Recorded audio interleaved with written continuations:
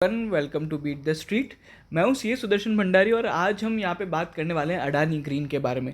इस वीडियो में हम करेंगे अडानी के पूरे बिजनेस का एनालिसिस, पीयर कंपैरिजंस को समझेंगे, ग्लोबली क्या हो रहा है, ग्लोबल सबसे बड़ी जो कंपनी है उससे वैल्यूएशंस कैसे रहे हैं, क्या मैनेजमेंट बोल रहा है, क्या एनालिस्ट बोल रहे हैं, क्या फ्यूचर देखने को मिल रहा है, क्या विजन है कंपनी का, टाटा में क्या हो रहा है, रिन्यू पावर में क्या हो रहा है, पूरी वैल्यू चेन है या इंटीग्रेटेड प्लेयर है या नहीं, ये सारी चीज़ें जानेंगे। एकदम सारी चीज़ों का अपन फैक्ट चेक करेंगे और कुछ रेड फ्लैग्स और रिस्क के बारे में भी बात करेंगे। अगर आप हमारे चैनल पे पहली बार आ रहे हैं तो चैनल को ज़रूर सब्सक्राइब करें और बेल आइकन ज़रूर दबाएं। ये वीडियो डेफिनेटली थोड़ा लंबा ज़रूर होगा, बट इसमें हम लोग लगभग सारी चीज़ें कवर कर लेंगे and it will be definitely an interesting one. तो आप प्लीज़ वीडियो को एंड तक ज़रूर देखिएगा। सो आप सभी को पता है कि अडानी ग्रीन एक बेसिकली रिन्यूएबल एनर्जी कंपनी है जो बेसिकली एनर्जी बना के बेचने का काम करती है। तो the business is very very very very simple. तो उस पर आज अपन बिजनेस से पहले सबसे पहले अपन we will see the jump into peer comparisons. अब अपन पीयर कंपैरिजंस में बहुत बार मार्केट में पार्टिसिपेंट्स बोलते हैं कि यहाँ पे we don't have a competitor क्योंकि लिस्टेड प्लेयर नहीं है, प्योर प्लेयर रिन्यूएबल प्लेयर नहीं है। हमने क्या किया, बेसिकली रिन्यू पावर है जो यूएस में लिस्टेड है, इंडिया की कंपनी है, उसके मार्केट वैल्यू को अगर अपन कंपेयर करते हैं। अब अपन यहाँ पे टाटा रिन्यूएबल का जो डील हुआ है उसको कंपेयर करेंगे, फिर अडानी ग्रीन, और फिर हम कंपेयर करेंगे नेक्स्ट एरा एनर्जी से। नेक्स्ट एरा एनर्जी वर्ल्ड की सबसे बड़ी रिन्यूएबल एनर्जी कंपनी है, सो इससे भी कंपेयर करेंगे।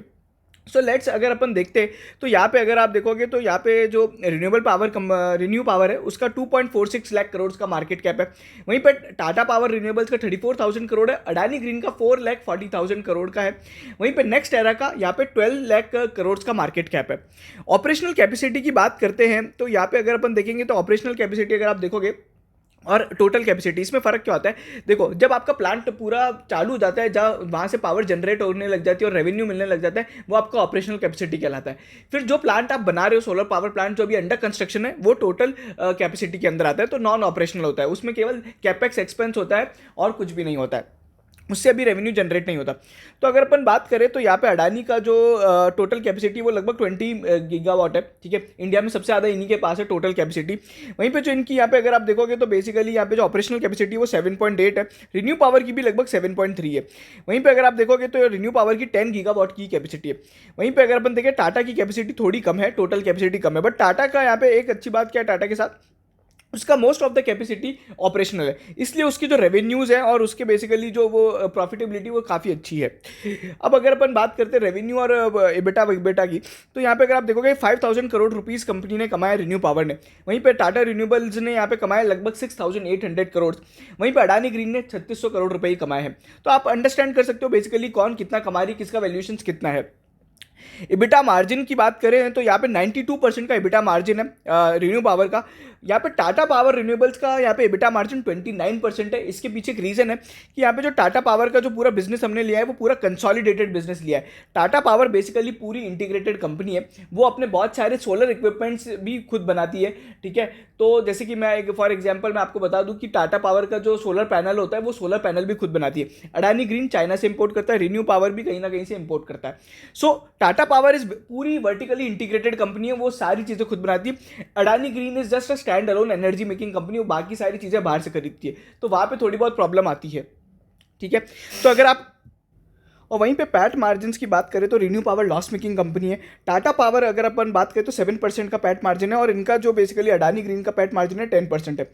नेक्स्ट एरा की बात करें तो वो काफ़ी बड़ी कंपनी है और उनके बिजनेस भी काफ़ी ज़्यादा है। For example next era basically coal में भी है और अदर बिजनेसेस भी है, तो इसलिए उनका बेसिकली जो रेवेन्यू है अपन यहाँ पे कंपेयर नहीं कर सकते।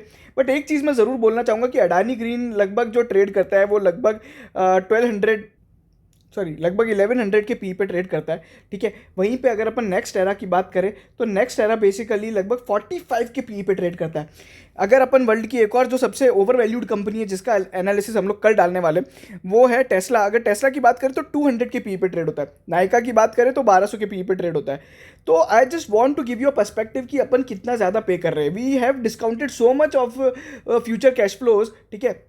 पी का सिंपल मतलब क्या है, अगर आज अडानी का 1100 रुपये का पी है तो basically you are paying 1100 rupees to buy the company so that it can earn 1 rupee in a year. That's the very very simple calculation. अब मैं आपको एक बहुत ही इंटरेस्टिंग फैक्ट बताता हूँ कि conventional power companies are more profitable than basically अपना renewable energy companies, ठीक है।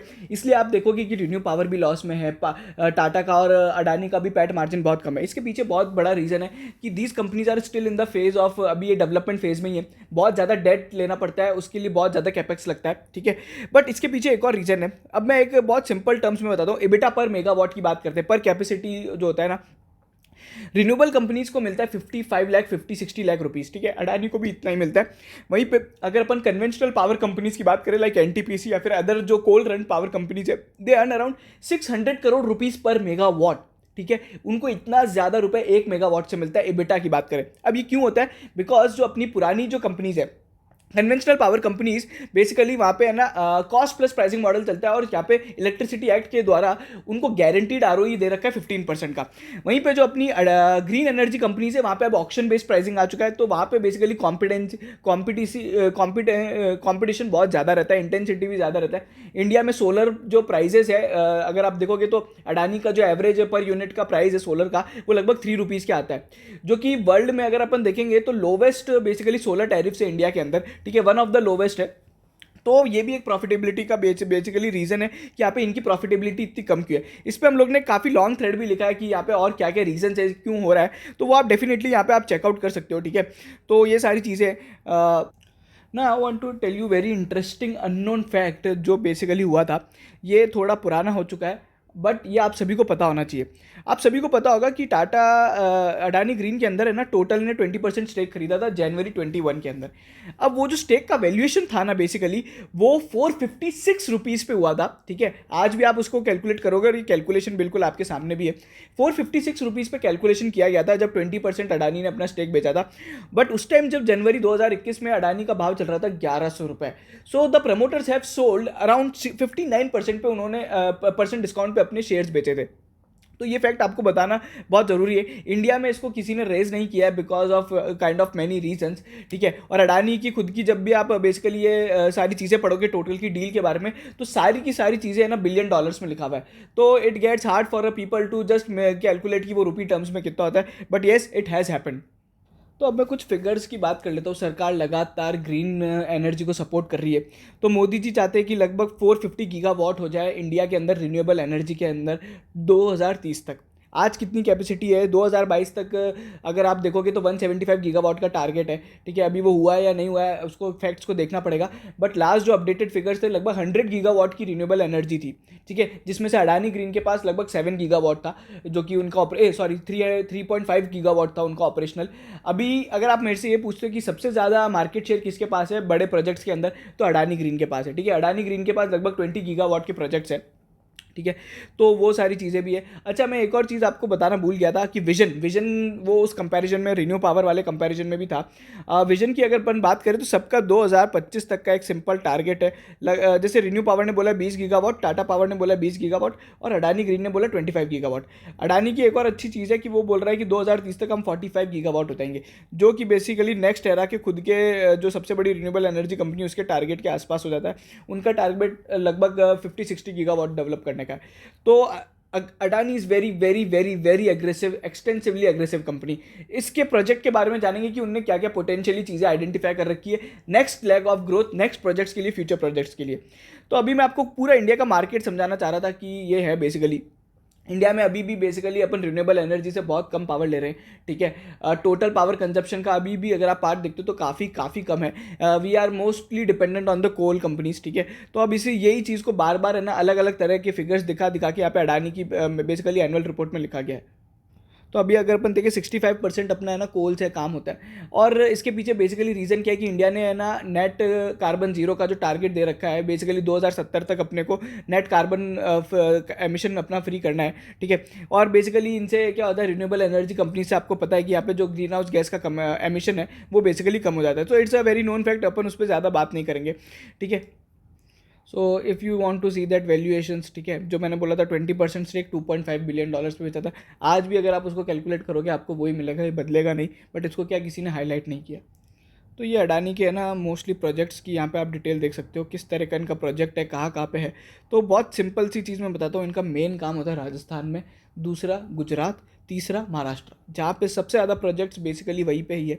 ठीक है, फिर बाकी अदर सिटीज़ में भी कर रहे हैं मोस्टली। अभी है ना इनने तमिलनाडु में भी काफ़ी बड़ा प्रोजेक्ट खोला है, आई थिंक 650 मेगावाट का कमुठी के अंदर बेसिकली वहाँ पे है। तो ये सारी चीज़ें अब इनकी जो पूरी, अगर आप बेसिकली एनुअल रिपोर्ट पढ़ोगे ना, तो बेसिकली नरेटिव्स बहुत ज़्यादा है। नरेटिव्स मतलब क्वालिटेटिव कमेंट्स बहुत है कि हम ये करेंगे वो करेंगे, दैट्स ऑल हैपनिंग। ठीक है, तो इसलिए मैं इस एनुअल रिपोर्ट पे इतना ज़्यादा फोकस नहीं कर रहा हूँ, आपको क्विकली गो थ्रू कर रहा हूँ।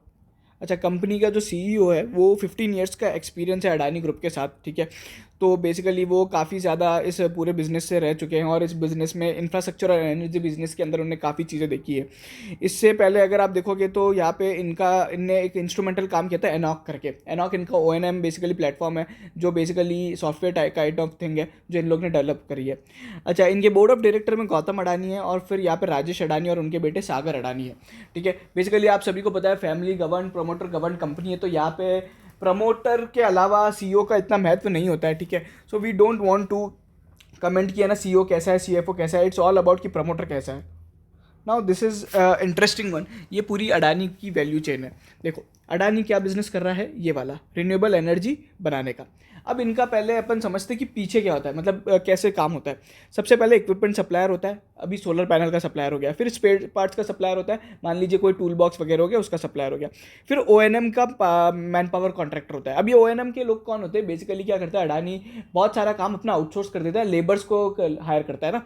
बेसिकली कोई भी आज कंस्ट्रक्शन काम करना है तो अडानी की खुद की मैन पावर नहीं लगती है, अदर आउटसोर्स मैन पावर भी लगती है, जो बोलते हैं ना दिहाड़ी मजदूर, वो। फिर ये सोलर पैनल्स वगैरह भी खरीदते हैं। तो इस तरीके से ये सारी चीज़ें आउटसोर्स करके ये बेसिकली यहाँ पे लेके आते हैं। ठीक है, ये पावर इनने बनाया। अब इससे बेसिकली इम्पैक्ट क्या होता है, ये क्या करते हैं, डिस्कॉम्स को बेचते हैं। डिस्कॉम्स यानी अपन जो भी अपने जो स्टेट एनर्जी कंपनीज होती है ना, उनको बेचते हैं, वो आगे बेचती है।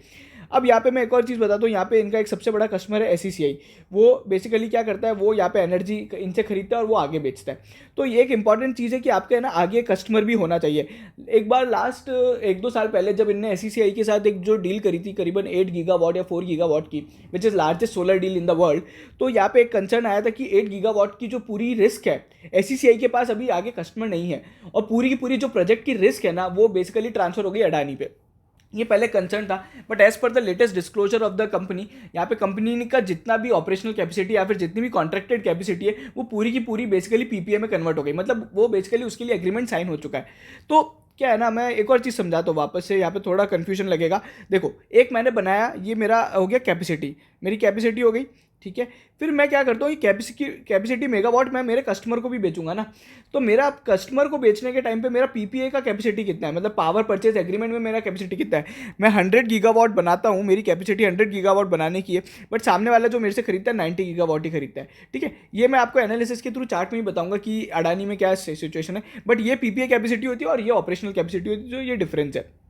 और अडानी का बेसिकली क्या है ना, ONM बहुत ज़्यादा स्ट्रॉन्ग है। सो इनका एक एनॉक है, एक एंडोर्स करके 2 सॉफ्टवेयर हैं, जिसमें बहुत सारे मल्टीपल डेटा पॉइंट्स वगैरह रन थ्रू करके ये बेसिकली अपने प्लांट की अवेबिलिटी, अगर अपन बात करें तो सोलर की जो अवेबिलिटी है, सोलर प्लांट की availability to capture the sun rays, ये बेसिकली करीबन 99% है। ठीक है, तो ये बहुत ज़्यादा इंपॉर्टेंट हो जाता है। और अगर अपन देखें लगातार इनका ONM कॉस्ट बेसिकली कम होता जा रहा है। उसके अलावा इनका एक और बिजनेस भी है, जो बेसिकली ONM सर्विस देना अदर पावर प्लांट्स को, जो इनने भी बनाया है या किसी और ने भी बनाया है। So let's look at the Adani as a group. ठीक है, तो आप सभी को पता है Adani enterprise limited is the incubator. सारी कंपनी सबसे पहले वहाँ पे आती है। अडानी एयरपोर्ट जो अभी नया बिजनेस है, वो सबसे पहले अभी कहाँ पे, AEL के अंदर। वो फिर कहाँ से डीमर्ज होगा, वो बेसिकली AEL से डीमर्ज होकर नया लिस्ट हो जाएगा। अभी लेटेस्ट में अडानी विलमार हुआ था। ठीक है, डीमर्ज या फिर आप बेसिकली उसको बोलो कि बेसिकली अडानी एंटरप्राइज अपना स्टेक सेल कर देता है और बेसिकली वो लिस्ट हो जाता है। ठीक है, तो जितनी भी आज अडानी की कंपनीज है ना, वो सब बेसिकली अडानी एंटरप्राइज लिमिटेड से ही बनी है। तो अडानी ग्रीन एनर्जी लिमिटेड है, अडानी ट्रांसमिशन है, अडानी टोटल गैस लिमिटेड है, अडानी पावर लिमिटेड है, फिर अडानी पोर्ट्स है, फिर अडानी विलमार है। तो ये बेसिकली पूरा इनका बिजनेस है। अब यहाँ पे बिजनेस की बहुत सारी बातें की गई है, तो यहाँ पे लगातार अब ये अपने कुछ कुछ फैक्टर्स लेके आए हैं जिसमें इन्होंने अपनी ग्रोथ बताई है। तो यहाँ पे रिन्यूएबल कैपेसिटी के अंदर इनकी जो ग्रोथ है वो 132% की है पिछले अगर आप देखोगे 5 सालों के अंदर। वहीं पे इंडस्ट्री की जो ग्रोथ है वो 25% है। उसके बाद यहाँ पे अडानी लगातार एक चीज़ हमेशा ये बोलता है नैरेटिव्स के अंदर कि हमारा फेज डेवलपमेंट ऑपरेशन और पोस्ट ऑपरेशन बहुत ज़्यादा स्ट्रांग है।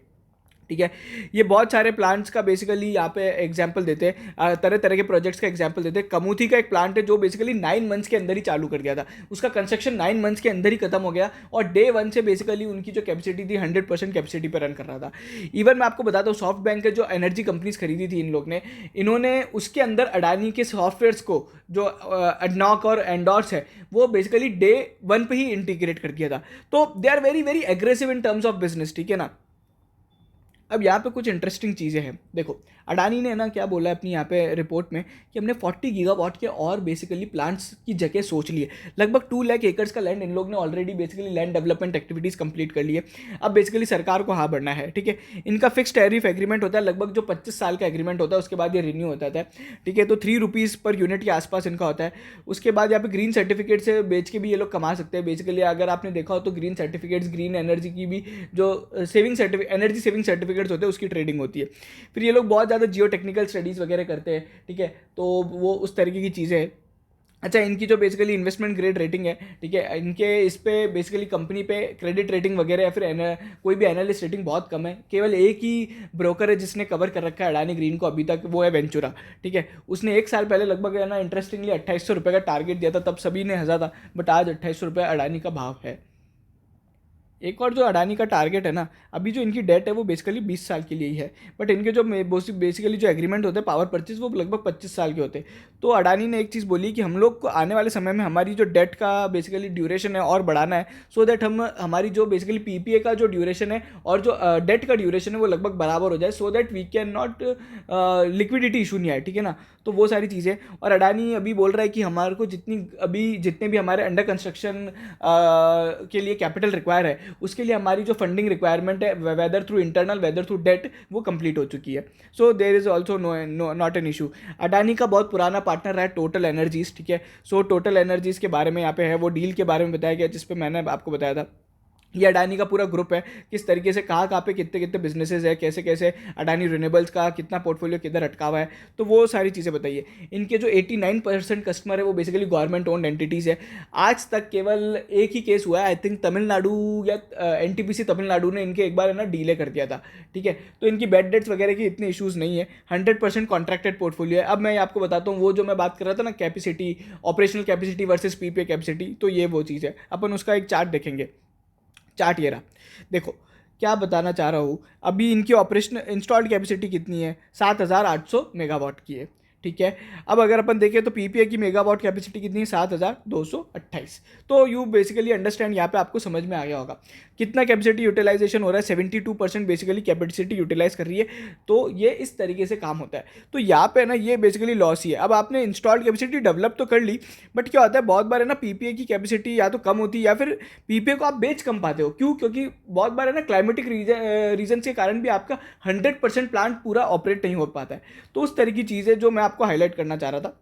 ये अडानी ने अपने पूरा चार्ट बताया किस तरीके से operational capacity versus legal completion risk वाली कैपेसिटी है, तो वो सब चीज़ें हैं। फिर अब ये जो चार्ट है ना, ये है सोलर इरेडिएशन का। इसका मतलब है बेसिकली आप जो सन आपको रिसीव होता है आप उससे कितनी एनर्जी जनरेट कर पाते हो पर मीटर स्क्वायर में। तो India has the 5.10 kilowatt hours की वो एनर्जी जनरेट कर पाता है, हाईएस्ट है। इसके पीछे रीज़न है कि इंडिया नियर टू इक्वेटर है जहाँ पे सनरेज काफ़ी ज़्यादा आती है। ठीक है, फिर इंडिया में माउंटेन्स वगैरह इतने नहीं है। ठीक है, अगर if you compare like with any other country like Russia वगैरह, तो वहाँ पे तो ठंड इतनी पड़ती है कि वहाँ पे सन ही नहीं आता है। सो बेसिकली ये सारी चीज़ें, तो जर्मनी और अदर कंट्रीज़ में, डेवलप्ड कंट्रीज़ में बेसिकली जहाँ पे ठंड ज़्यादा पड़ती है वहाँ पे ये प्रॉब्लम आता है। तो वहाँ पे सोलर की इतनी कैपेसिटी नहीं है। ठीक है, और यहाँ पे फिर मोदी जी का यहाँ पे बेसिकली जो COP26 में जो एड्रेस था वो क्या था, वो सारी बातें हैं। So India is very very aggressive on renewable energy, है ना। तो वो टारगेट ज़रूर बेसिकली हिट होंगे। ठीक है, टारगेट्स इंडिया कंप्लीट कर पाएगा, बट यहाँ पे थोड़े बहुत सेटबैक्स हैं जो कंपनियों को बेसिकली करने पड़ेंगे। लाइक कैपेक्स रिक्वायरमेंट बहुत ज़्यादा है, फिर ये सस्टेनेबल नहीं है बिकॉज मैंने आपको बताया था कि प्रॉफिटेबिलिटी का एक बहुत बड़ा इशू है।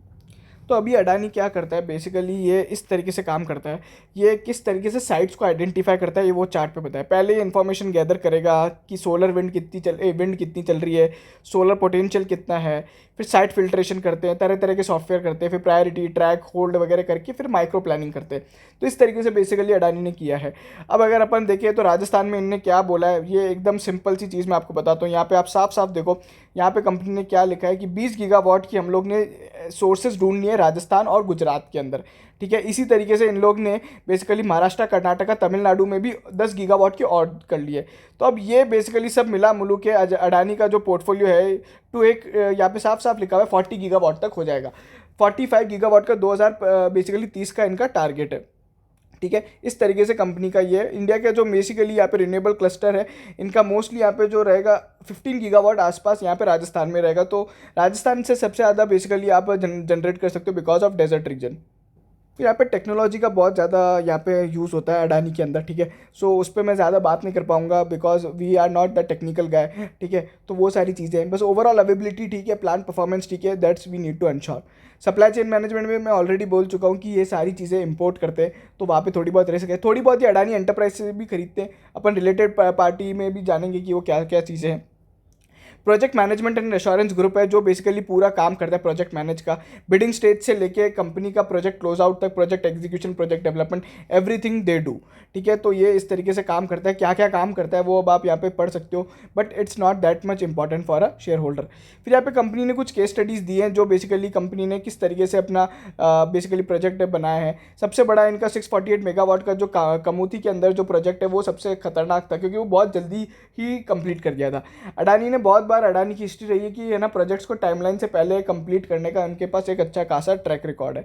सो ये एक बहुत बढ़िया चीज़ है।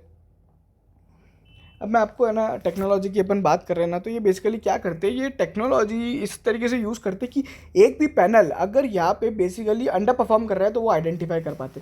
अब ऐसा है क्या कि यार टाटा नहीं कर सकता, रिन्यू नहीं कर सकता, बिल्कुल कर रहा है, वो भी कर रहा है। जस्ट बिकॉज अभी अपन अडानी का एनालिसिस कर रहे हैं तो मैं आपको बता रहा हूँ कि वो भी ये सब चीज़ें करते हैं। तो अभी इन लोग ने क्या किया था, इन लोग ने अपनी ना सोलर COF कैपेसिटी को बढ़ाया है। एक्चुअल मैक्सिमम कैपेसिटी में से आप कितना कैपेसिटी जनरेट कर पा रहे हो, तो ये बेसिकली वो चार्ट है, ठीक है। तो इनका जो अभी अगर आप देखोगे इनका COF लगभग आसपास चलता है 47% के आसपास चलता है, ठीक है। विंड के अंदर, सोलर के अंदर 27% है। तो इस तरीके से काम करता है। ये COF जो है ना ये हमेशा बढ़ना चाहिए so as to make maximum output from the minimum input. तो इन लोग ने अभी लगभग 1.3 बिलियन डॉलर की जो एक डील करी थी बॉन्ड्स के लिए, ग्रीन बॉन्ड्स इशू किए जो कि काफ़ी ज़्यादा उसमें रहे थे, ठीक है। तो लगभग काफ़ी बड़े बड़े बैंक्स ने पार्टिसिपेट किया था, स्टैंडर्ड चार्टर्ड बैंक से लेके अगर आप देखो कि BNP परिबास, डॉश बैंक, फिर BPI ने भी किया था, DBS बैंक ने किया था, ING ने किया था, SMBC ने किया था। तो बेसिकली वो एक अच्छा है। यहाँ पे इंपॉर्टेंट बात है कि डेट और भी लगेगा, ठीक है। ये बेसिकली वापस से ना कंपैरिजन मैट्रिक है जो वेंचुरा ने डाला था, ठीक है। ये थोड़ा पुराना हो गया है बट डेफिनेटली आप ये देख सकते हो, यहाँ पे आपको सारी ग्लोबल प्लेयर कंपनीज का यहाँ पे मार्जिन पता पड़ेगा, ठीक है। इंपॉर्टेंट क्या है कि अडानी का जो मार्जिन है, EBITDA मार्जिन, वो 76% के आसपास आता है। वो इतना खतरनाक मार्जिन किसी और कंपनी का अभी तक है नहीं, ठीक है। पैट मार्जिन में अपन ज़्यादा बात नहीं करेंगे क्योंकि पैट मार्जिन में इनका डेट ज़्यादा है तो बेसिकली इनको कोई और भी बीट कर सकता है। लाइक अदर कंपनीज ने भी इनको बीट किया 22-25% मार्जिन में। ये ग्लोबल और इंडियन पीयर्स के उसमें मोस्टली अगर आप देखोगे तो बेसिकली यहाँ पे जो कंपनीज हैं वो लॉस मेकिंग है, इसलिए यहाँ पे अगर आप एन ज़्यादा देखोगे पी के अंदर बेसिकली इनका पी नहीं है, जो मतलब बेसिकली लॉस मेकिंग कंपनीज है, ठीक है। तो इस तरीके से है। So basically if you talk about ना फिनेंशियल्स, तो फिनेंशियल्स कंपनी के इतने खतरनाक नहीं है जितने होने चाहिए या जितनी मार्केट में इनकी वैल्यूएशंस है। बट टू कंक्लूड कि है ना फिनेंशियल्स खतरनाक नहीं है बट कंपनी की ग्रोथ अच्छी है। Company kept on growing because है ना लास्ट 2-3 साल में इनकी सोलर एनर्जी बहुत ज़्यादा जनरेट हो गई है। लास्ट अभी Q4 का जो अपडेट आया, highest ever energy generation in लोग ने किया है। तो वो बेसिकली है ना इनको इनके बेसिकली वैल्यूएशंस को कहीं ना कहीं बेसिकली हेल्प कर रहा है to basically justify kind of thing, ठीक है। तो कंपनी ने है ना जो अपना बेसिकली रेवेन्यू और प्रॉफिटेबिलिटी बहुत ज़्यादा बढ़ाया है, वो भी मैं एक चार्ट के थ्रू आपको बताऊंगा। तो यहाँ पे अगर आप देखोगे ये अडानी के पिछले 5-7 साल का पूरा चिट्टा बिट्टा है। तो अगर आप देखोगे तो किस तरीके से कंपनी ने ग्रोथ करी है, ये पूरे ग्रोथ वाई रेवेन्यू की ग्रोथ है, ठीक है, 99% के आसपास एक्सपेक्ट की जा रही है। 21 में 22%, उससे पहले 23, उससे पहले 39, तो लगातार डबल डिजिट ग्रोथ है। आने वाले समय में ये बेसिकली वेंचुरा का एक्सपेक्टेशंस है, ये थोड़ा हाई है, ठीक है, बट आप मान सकते हो कि डबल डिजिट एक्सपेक्ट यहाँ पे ग्रोथ रहेगी, 25 to 30% रेवेन्यू ग्रोथ रहेगी। प्रॉफिटेबिलिटी के अंदर देखो तो पहले कंपनी लॉस मेकिंग थी, FY21 में प्रॉफिटेबल बनी है, धीरे धीरे कंपनी अपनी प्रॉफिटेबिलिटी बढ़ाती जा रही है। बट आप एक इंपॉर्टेंट चीज़ देखोगे कि प्रॉफिटेबिलिटी की ग्रोथ इतनी ज़्यादा नहीं है। इसके पीछे रीज़न है कि कंपनी को लगातार और डेट भी उठाना पड़ेगा, ठीक है। तो वो एक चीज़ है कि यहाँ पे कंपनी का डेट ऑलरेडी हाई है, उसके बाद भी और डेट उठाना पड़ेगा, क्योंकि basically to fund the further projects यहाँ पे आपको डेट लगेगा ही लगेगा। तो ये कंपनी के फ्री कैश फ्लोज का पूरा चिट्टा पिट्टा है। फ्री कैश फ्लो बेसिकली क्या होता है कि आपके कैपेक्स के बाद आपका मतलब कितना आपका नेट कैश जनरेट हुआ, उसके बाद आपने कितना कैपेक्स में यूटिलाइज कर लिया, तो वो बेसिकली आपका पता पड़ता है फ्री कैश फ्लो, ठीक है। तो अभी यहाँ पे एक चीज़ इंपॉर्टेंट क्या है कि यहाँ पे जो कंपनी को बेसिकली जो कंपनी का नेट कैश फ्लो जनरेशन है, ठीक है, ये लास्ट ईयर का और ये इस साल का है। तो बेसिकली अगर आप देखोगे तो कंपनी का कैश फ्लो नेगेटिव में जनरेट होता है या फिर पॉजिटिव होता है, बट उनकी जो फ्री कैश फ्लो रिक्वायरमेंट और ज़्यादा है। तो बेसिकली इसको गैप को पूरा करने के लिए यहाँ पे कंपनी को डेट लेना भी पड़ेगा, ठीक है। तो ये एक इंपॉर्टेंट चीज़ है जो यहाँ पे फिनेंशियल्स में आपको ध्यान रखनी चाहिए, ठीक है। तो यहाँ पे free cash flow to revenue, net profit, EBITDA वगैरह बताया है। कंपनी का टोटल डेट यहाँ पे दे रखा है। अभी आप देखोगे तो कंपनी का जो डेट है वो यहाँ पे अगर आप देखते हो तो यहाँ पे 39,000 करोड़ के आसपास है, ठीक है। और वो लगातार यहाँ पे अगर आप डेट को देखोगे तो वो डेट बढ़ेगा ही बढ़ेगा। वहीं पे नेट डेट टू इक्विटी का रेशो भी काफ़ी हाई रहा है। धीरे धीरे एबिटा बढ़ेगा तो यहाँ पे basically net debt to equity कम होता जाएगा। इंटरेस्ट कवरेज रेशो कुछ खतरनाक नहीं है, ठीक है, तो वो 1.3 0.9 के आसपास ही आता है। तो यहाँ पे definitely financials are not that much strong which it should be, ठीक है। अगर आप मेरे से पूछते हो तो टाटा पावर या फिर है ना रिन्यू पावर के फिनेंशियल्स एटलीस्ट स्ट्रॉन्ग है, एटलीस्ट टाटा पावर के तो बिल्कुल है ही हैं, ठीक है। थोड़ी बहुत चीज़ें यहाँ पे चार्ट्स में अपन देखते चलेंगे, कंपनी किस तरीके से अपना इंप्रूविंग प्रॉफिटेबिलिटी पे फोकस कर रही है, तो वो यहाँ पे चार्ट के थ्रू बताया। रेशोज भी बढ़ेंगे। देखो एक चीज़ है, फिनेंशियल्स डेफिनेटली इंप्रूव होंगे, बट अब क्या हो गया ना कि अडानी का वैल्यूएशन इतना हाई चला गया है कि अगर गलती से भी वो फिनेंशियल्स पैरामीटर मीट नहीं हो पाए या फिर कहीं पे भी एक पैरामीटर पे भी डी ग्रोथ आ गई तो बेसिकली यहाँ पे लॉस नीचे गिरने के बहुत ज़्यादा चांसेस हो जाते हैं, ठीक है। अगर आप देखोगे तो ये बेसिकली डेट है जो इनको लेना पड़ेगा to meet their capex expenses. फिर हायर कैपेक्स अगर आप देखते हो तो यहाँ पे मैंने जो आपको बताया ना कि फ्री कैश फ्लो आपका नेगेटिव होता जा रहा है because to fund their debt. तो ये एक इंपॉर्टेंट चीज़ है जो अपने को देखना है। अगर कंपनी डेट पे कंट्रोल कर पाई, उतनी तेज़ी से इनका डेट ग्रो नहीं होता है या फिर नए डेट प्लान्स नहीं करती या फिर नया इंटरनल कैश अक्रूवल स्ट्रांग आता है, तो बेसिकली ये पॉजिटिव रहेगा। तो कंपनी ने बेसिकली यहाँ पे एक ईवी पेनिट्रेशन की बात की जा रही है कि लगातार इंडिया में ईवी पेनिट्रेशन बढ़ता जा रहा है, जिसके कारण सोलर एनर्जी की डिमांड भी बिल्कुल बढ़ती जाएगी। Definitely we are moving towards basically green energy. तो इंडिया में डिमांड की कोई इशू नहीं है, ठीक है ना, डिमांड तो बढ़ता रहेगा, बट उसका सस्टेनेबिलिटी का इशू है। Now let's talk about the risk. Risk क्या है? अडानी खुद ही एक बहुत बड़ा रिस्क है, उसके कॉर्पोरेट गवर्नेंस इशू सबसे बड़े रिस्क है। मैं आपको बता दूं कि जो लास्ट 1 साल पहले जब सेबी का वो डंडा चला था सुचेता दलाल के कारण, वो इन्वेस्टिगेशन सही में हो रही है। अडानी विलमार के DRHP में उसके बेसिकली डिस्क्लोजर भी है, वो अभी हो रही है, और उसका क्या आउटकम आता है we don't know, but obviously यहाँ पे इतना बड़ा इम्पैक्ट नहीं होने वाला है। अगर होगा भी तो भी इतने बड़े लोग हैं कि definitely they can move ahead, ठीक है। अनदर सबसे बड़ा रिस्क है रिलेटेड पार्टी ट्रांजैक्शंस काफ़ी आई है। If you see total transaction as a percentage of revenue for FY21 वो 171% है, ठीक है। तो बेसिकली अब ये ट्रांजैक्शंस आप ऐसे मत समझिए कि रेवेन्यू से ज़्यादा कैसे हो सकता है। मैंने एक लोन दिया 100 करोड़ का, बट मेरा रेवेन्यू 50 करोड़ का है, तो मेरा वो बेसिकली रिलेटेड पार्टी ट्रांजैक्शन 200% दिखेगा ना, तो वो इस तरीके से कैलकुलेट किया गया है। तो रिलेटेड पार्टी ट्रांजैक्शंस काफ़ी हाई है। कॉर्पोरेट गवर्नेंस इसके इशूज़ है, बट मार्केट लगातार उन्हें इग्नोर करता आया है। उसके बाद इनकी कॉन्टीजेंट लाइबिलिटीज़ है, फ्यूचर प्रोजेक्ट्स यहाँ पे किस तरीके से चलते हैं, क्योंकि इनका पूरा जो बिजनेस, इन लोग ने इतना डेट ले लिया, इतनी ज़्यादा रिस्क ले लिए बैलेंस शीट पे। 20 गीगावाट अभी भी है, जिसमें से केवल 7 गीगावाट चल रहा है, 13 गीगावाट अभी भी चलना बाकी है। Then they are planning for another 20 gigawatt and 5 gigawatt another. तो इतनी बड़ी रिस्क है, इतने बड़े प्रोजेक्ट्स ले रही है। ग्रीन एनर्जी अभी भी बहुत ज़्यादा इवॉल्व करती जा रही है, लगातार धीरे धीरे चीज़ें हो रही है। दूसरी इंपॉर्टेंट चीज़ एक और जो हो रही है, इंडिया में सभी को ग्रीन एनर्जी के लिए फंडिंग मिल रहा है, तो other players are also getting strong. Renew Power ने अपनी बेसिकली SPAC लिस्टिंग करवाई थी, they got so much money. फिर टाटा पावर को अभी काफ़ी अच्छा पैसा मिल गया है, 4-1 हज़ार करोड़ मिल गया है। इन टाटा पावर तो आर बैक्ड बाय टाटा, तो वहाँ पे फंडिंग का कोई इशू नहीं है, बट अडानी की डेट ऑलरेडी एक इशू है। तो एक जो चीज़ मेरे को लगती है कि यार Tata Power will definitely play over them, because they are, पहली बात तो इंटीग्रेटेड, उनकी बैलेंस शीट इतनी यहाँ पे प्रॉब्लम नहीं है, ठीक है। आज अडानी इस स्टेज पे कि उनका जो डेट है वो काफ़ी ज़्यादा है, इंडस्ट्री में हर तरीके के पैरामीटर्स में आप बिठाओगे तो डेट लेवल्स काफ़ी स्ट्रांग है, काफ़ी ज़्यादा है। बट टाटा की अभी वो सिचुएशन नहीं है, टाटा की खुद के प्रोजेक्ट्स अभी जितने भी है ना वो ऑपरेशनल है, तो उससे खटाखट कैश यहाँ पे जनरेट हो रहा है और they can use for the funding of the future projects. So ये चीज़ है, बट एग्रेसिव तो ऑब्वियसली अडानी है। So this is like overall यहाँ पे जो अगर अपन बात करें तो वो एनालिसिस है, ठीक है।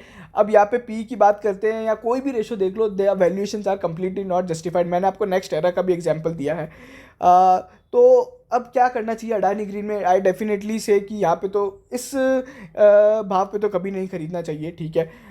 दूसरी चीज़ है कि किसी ने पुराने शेयर किसी के पास पड़े हैं यार, मतलब 1500 से पुराने भाव के अगर पड़े हुए तो डेफिनेटली दे कैन होल्ड, ठीक है। बिकॉज अब गिर भी गया तो बेसिकली 2000 पहले आएगा फिर यहाँ पे तक जाएगा, बट किसी के अगर बहुत पुराने शेयर है ना, definitely they should not hold. But किसी ने मीडियम टर्म पोजीशन ले रखा है, 2000 रुपये के आसपास लिया है, तो they can book the profits. Importantly एक चीज़ मैं आपको और बताना चाह रहा हूँ कि अडानी में अभी जो रिसेंट रनअप हुआ था वो बेसिकली यहाँ पे एक फंडिंग के कारण हुआ था, बट उस फंडिंग के लिए अडानी ग्रीन को कोई फंडिंग नहीं मिली है, ठीक है। तो वो 2-3 एंटिटीज़ के अंदर ही फंडिंग हो रही है, एंटरप्राइज हो गया या फिर अडानी टोटल गैस हो गया, ठीक है। तो उसके अंदर ये सारे काम हो रहे हैं, बट अडानी ग्रीन को फंडिंग नहीं मिला है, ठीक है। तो इस तरीके से ये सारी चीज़ें जो आपको लगभग मैंने सोलर इंडस्ट्री भी बता दी, अडानी ग्रीन के ग्लोबल कंपैरिजन, पीयर कंपैरिजन भी बता दिए। शेयर होल्डिंग पैटर्न अगर आप देखोगे तो बेसिकली प्रमोटर का काफ़ी ज़्यादा स्टेक है, फिर टोटल का सबसे बड़ा स्टेक है, and promoter kept on buying, ठीक है ना। केप्ट ऑन बाइंग का मतलब है जब लास्ट वो फिएस्को हुआ था सुचेता दलाल वाला, तब प्रमोटर ने अपना स्टेक बढ़ाया था, ठीक है। बाकी इनके एफआईआई वगैरह वो आप सभी को पता है, एफआईआई इसके केस तो है ही, ठीक है। वो सारे मॉरिशस बेस्ड है, तो वी डोंट नो कि रियल आइडेंटिटी उनका कौन है। इस पर कोई एनालिस्ट कवरेज नहीं है, ठीक है। 1 लाख करोड़ के ऊपर होने वाली इकलौती मार्केट कंपनी है जिसका कोई भी बेसिकली एनालिस्ट कवरेज नहीं है एक्सेप्ट फॉर वेंचुरा, ठीक है। तो ये सारी चीज़ें थी। होप आपको ये वीडियो लगभग पसंद आया होगा, अच्छा लगा होगा। काफ़ी ज़्यादा डिटेल था, काफ़ी ज़्यादा मेहनत करी, तो प्लीज़ प्लीज़ प्लीज़ चैनल को ज़रूर सब्सक्राइब करें, हमें हमारा वीडियो ज़्यादा से ज़्यादा शेयर करो, कमेंट्स में आपका फीडबैक ज़रूर दीजिएगा कि हम नेक्स्ट वीडियो में और क्या इंप्रूवमेंट लेके आ सकते हैं। Definitely tell us. सो ये वीडियो यहीं ख़त्म होता है। Thank you so much.